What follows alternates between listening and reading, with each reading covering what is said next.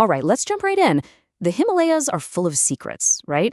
But today, we are unpacking something that literally blurs the line between human endurance and absolute unwavering devotion: Srikhand Kailash. Tucked away in the Kullu district of Himachal Pradesh, it's one of the most extreme, awe-inspiring, and frankly, hidden geographical marvels out there. This isn't just your average weekend hike. It's a massive collision of ancient mythology and brutal physical reality. Now, when you hear the phrase brutal Himalayan pilgrimage, your mind probably jumps straight to the Amarnath Yatra. Makes sense. But here's the wild part. Srikhand Kailash is actually considered significantly more difficult, and honestly, way more dangerous. It's a trek that commands absolute respect, even from hardcore, seasoned mountaineers. It completely shatters the expectations of anyone who dares to underestimate its punishing terrain. So why is it so notoriously tough? Just picture this: 18,570 feet above sea level. That's pushing 5,700 meters. Up there, the air is incredibly thin. Your body is practically screaming for oxygen, but you're still forced to tackle these ridiculously steep ascents. Every single step, literally every step, turns into this monumental battle of mind over matter. Which brings us to the big question. Why do it? Why subject yourself to those brutal conditions? Well, people aren't climbing all the way up there for a traditional temple made of gold or marble. No, they endure all of this to witness a staggering 72-foot-tall natural rock formation.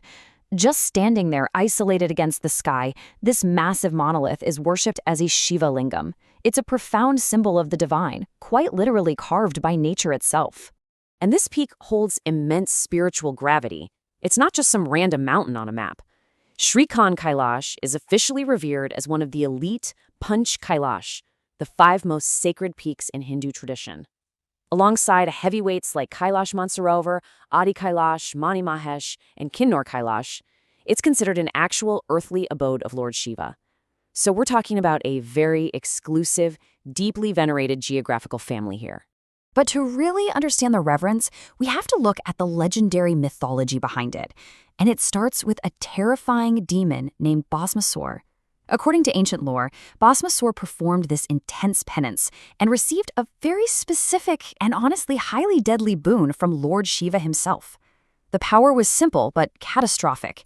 Anyone whose head Bhasmasur touched with his bare hand would instantly burst into flames and turn to ashes. No way around it. But then the story takes this wild, ironic twist. Completely drunk on his new power, Bhasmasur decides to test this deadly boon on the exact deity who granted it to him, Lord Shiva. Talk about backfiring. This sparked a universe-shattering cosmic chase, forcing Lord Shiva to flee across the heavens and the earth, eventually taking refuge on, you guessed it, the very peak we are looking at right now, Srikhand Kailash. Seeing Shiva in such grave danger, Lord Vishnu finally intervened. Taking the enchanting form of a woman named Mohini, Vishnu captivated the rampaging demon and challenged him to a dance. Completely entranced, Bhasmasur started mimicking her every movement until he accidentally touched his own head. And just like that, he turned himself into a pile of ashes, right near the sacred mountain. Okay, so the mythology is epic, no doubt. But stepping into the reality of this trek, that is a whole different beast. Because reaching this legendary site requires a grueling 32 to 35-kilometer hike from the base camps of Jano or Singard. And keep in mind, that's just one way. It is a massive distance to cover on foot, especially when the path points almost entirely straight up.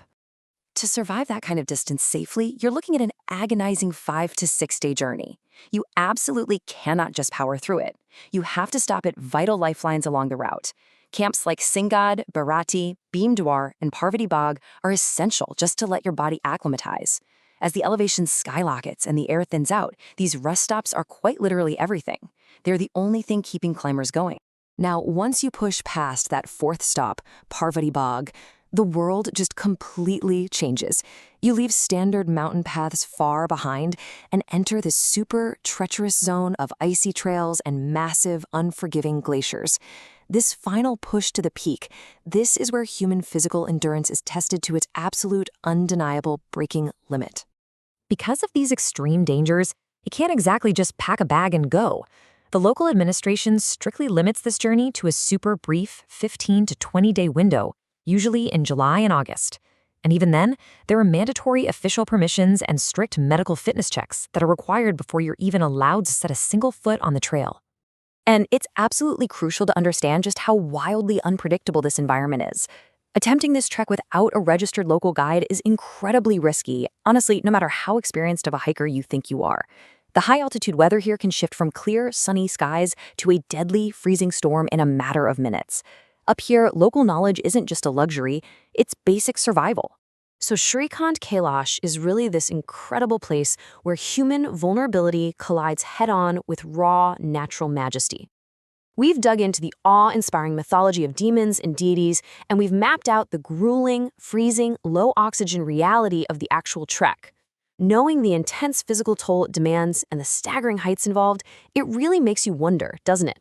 Are you ready for the ultimate test?